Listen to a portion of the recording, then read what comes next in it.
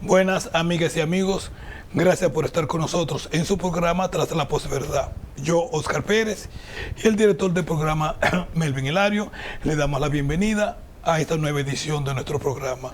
Recuerden suscribirse, denle a la campanita, den sus comentarios y por favor recomiéndeles a sus amigos.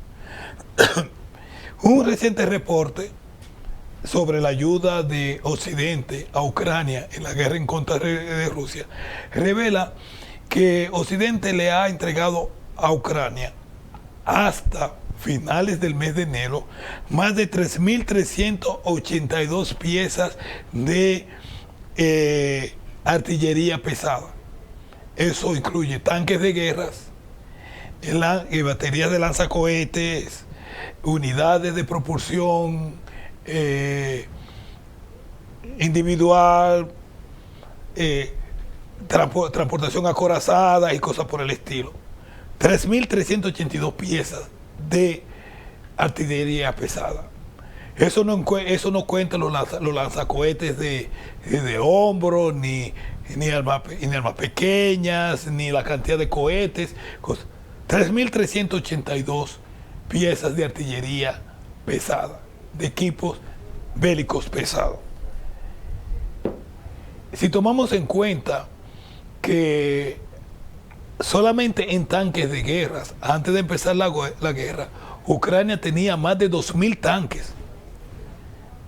Y ahora se está hablando de que Ucrania se le va a donar alrededor, ya la cifra no se sabe.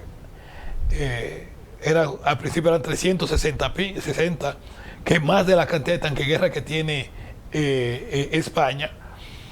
Pero la decisión de los Estados Unidos de que el tiempo para entregarle los tanques de guerra norteamericanos, los 31, se va a tardar porque ellos tienen que crear una nueva versión que no tenga ningún tipo de secretos militares que los rusos puedan tener acceso, ha conllevado a los alemanes a decir: un momento, que me están engañando. Y hasta ahora, aparentemente, a Ucrania le van a entregar 178 Leopardo 1, que son de fabricación de los años 50. Y tú te preguntas, ¿qué está pasando? ¿Cuál es la situación exacta ahora con respecto a la guerra de Ucrania? Y segundo, ¿qué papel, si alguno, pueden jugar estos nuevos tanques de guerras que se le piensa dar a Ucrania en equilibrar o ayudar a Ucrania a ganar? Porque hoy ya no se está hablando de que Ucrania va a ganar, se está hablando de un empate. Sí, hasta hace 2 o 3 meses todos los periódicos en Oriente hablaban de que Ucrania estaba ganando, hoy se habla de que hay un empate. Y el empate es: Rusia está ganando. Entonces, la realidad es la siguiente. La mayoría de los países europeos que en principio dijeron que iban a ayudar, eso incluye también a los Estados Unidos, que prometieron que le iban a mandar una enorme cantidad de tanques de guerra Leopardo 2, que son más modernos. Hay que recordar que el Leopardo 1, que es el que le van a mandar a Ucrania, fue diseñado en los años 50 y están descomisados prácticamente de los años 90. El Leopardo 2, que era el que se pensaba que se iba a mandar, difícil que lo vayan a mandar. El único país que se comprometió a mandar Leopardo 2 fue Alemania, con 14, y ahora está tirando para atrás. Entonces la pregunta es, y sigue siendo, ¿qué está pasando? Bueno, creo que la realidad está dando en la cara. En este mes se va a cumplir un año que comenzó la guerra de Ucrania y Rusia, o de la OTAN con Rusia en Ucrania. Y la ayuda de los países occidentales a Ucrania ha sido increíblemente grande. tanto en apoyo militar como en apoyo económico. En apoyo económico ha sido 158 mil millones de dólares que entre Estados Unidos y los países occidentales le han otorgado a Ucrania para mantener la economía a flote. De eso, la mitad casi va a ser en ayuda militar para comprar esa enorme cantidad de equipos que hemos mencionado. Encima de eso, sin contar la enorme cantidad que van en balas y cosas por el estilo. A pesar de todo eso, la posibilidad de que Ucrania pueda recuperar los terrenos perdidos hasta ahora, ya nadie lo cree, se está acercando a cero. Y es indudable que hay algún tipo de conversación por debajo de la mesa entre los Estados Unidos y Rusia. Es tanto así que hay rumores de que supuestamente el jefe de la CIA, William Burns, que fue anteriormente embajador en Rusia y el que emitió el famoso cable que le decía a Hillary Clinton y a Obama, cuando Hillary Clinton era la secretaria de Estado y Obama el presidente del país, que la anexión o la integración de Ucrania a la OTAN era una línea roja para todo el mundo en Rusia, incluyendo aquellas personas opuestas a Putin y que eran cercanos a los Estados Unidos. La palabra correcta es la más brillante de las líneas, de las luces rojas. Así fue que lo anunció. Y supuestamente él fue en un viaje, cuando él fue en su viaje que fue a Kiev, supuestamente él llevó una propuesta y que se le llegó secretamente, se le hizo llegar a los rusos, para que los rusos mantuvieran parte, Crimea y parte de los territorios ocupados hasta ahora por Rusia, a cambio de llegar a un acuerdo de paz. Y que supuestamente la proposición fue rechazada tanto por Ucrania como por Rusia. Y esa es la realidad. ¿Qué pasó después de ese supuesto? Porque nadie lo ha confirmado. Primero, Rusia no ha confirmado de que recibió la notificación. Los Estados Unidos han negado que la ha hecho y los ucranianos han dicho que ellos no le que esa no fue una propuesta que se le hicieron ellos. Pero una cosa sí es cierta.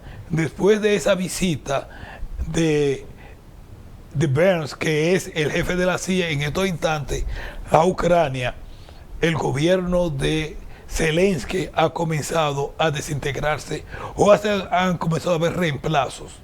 Primero se fue su portavoz, luego mueren en un accidente de helicóptero el ministro del Interior y la capa dirigente del Ministerio del Interior, y ahora acaban de dimitir o de sacar al ministro de Defensa. Todos ellos colaboradores cercanos a Zelensky cuando él llega al poder. ¿Coincidencia? Muy posible. Pero la realidad es la siguiente. Con la toma de Soledad y con la prácticamente captura de Bakhmut, la segunda línea de defensa del ejército ucraniano ha sido rota. La tercera es mucho más débil y se encuentra en plano, lo cual significa que Rusia dentro de poco va a dominar todas las alturas que existen dentro de Ucrania hasta llegar a Kiev. Y teniendo Rusia control del espacio aéreo y mayor capacidad de artillería, lo cierto es que las probabilidades de que Rusia gane la guerra se incrementan. Si a eso le agregamos lo que está pasando a nivel geopolítico en el término del incremento del poderío económico y de la influencia, no solamente de China, que ha sido hasta ahora el mayor beneficiado de esta guerra, sino también de países como la India y de la propia Rusia, donde los Estados Unidos han recibido cachetadas de rechazo, tanto en África como en Asia, como en Latinoamérica. la situación se comienza a tornar desesperada para los Estados Unidos para buscarle una salida a esta situación, que como lo publicó el grupo de pensamiento RAM, que es en cierta forma la boca parlante del Pentágono aquí en los Estados Unidos, Ucrania se ha convertido en una enorme distracción para los Estados Unidos que le impide comenzar a negociar niveles de influencia en otras partes del mundo en contraposición con China, reconociendo que Rusia no es el principal contrincante de los Estados Unidos en el área geopolítica, sino porque es China, que es realmente quien tiene la capacidad económica, el tamaño de una economía que puede reemplazar a los Estados Unidos como la potencia número uno del mundo. Y aparentemente ya es muy tarde para los Estados Unidos intentar detener a China. ¿Qué significa esto? Esto significa que la nueva política, aunque fue en junio en la reunión de la OTAN en Madrid, se reconoce por primera vez a China como un país antagónico a los intereses de los Estados Unidos y de la OTAN, pero todavía Rusia seguía siendo el principal antagonista. Hoy, poco a poco, los Estados Unidos están virándose, como lo demuestra el discurso frente al Congreso de los Estados Unidos, de que China es el principal contrincante. Y cuando a Donald Trump lo calificaron de cuasi loco, cuando él dijo que olvidémonos de Rusia, con que hay que enfrentarse a esa China, a Donald Trump lo calificaron de traidor, de ser un papelete de Putin, y qué cosa no se dio, del Russian Gate y todo eso por el estilo.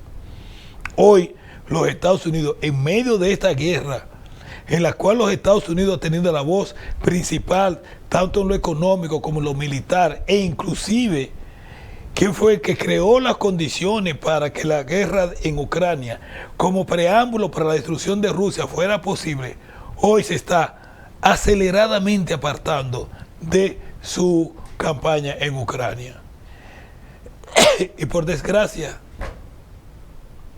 Ucrania es quien va, o quien está pagando las grandes consecuencias de una aventura militar originada por los Estados Unidos,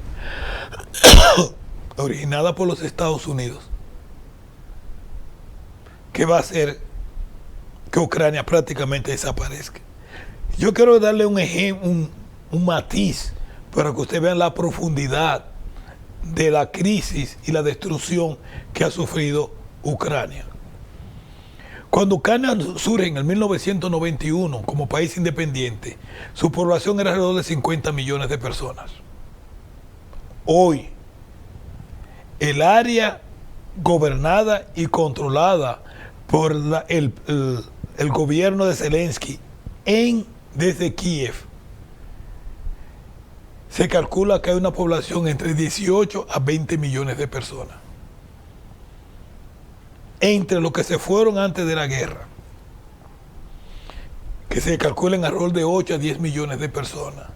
Entre los que se han ido después que comenzó la guerra, que solamente por Polonia han cruzado más de 10 millones de personas saliendo de Ucrania, de los cuales la mayoría absoluta no va a regresar más nunca.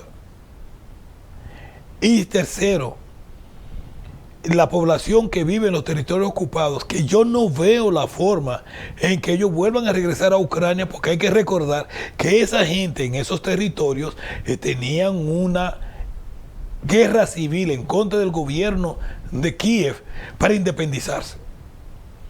O sea que aunque los rusos se vayan, eso no va a terminar, y yo no veo la posibilidad de que el gobierno ucraniano vuelva a tomar posesión de esos territorios.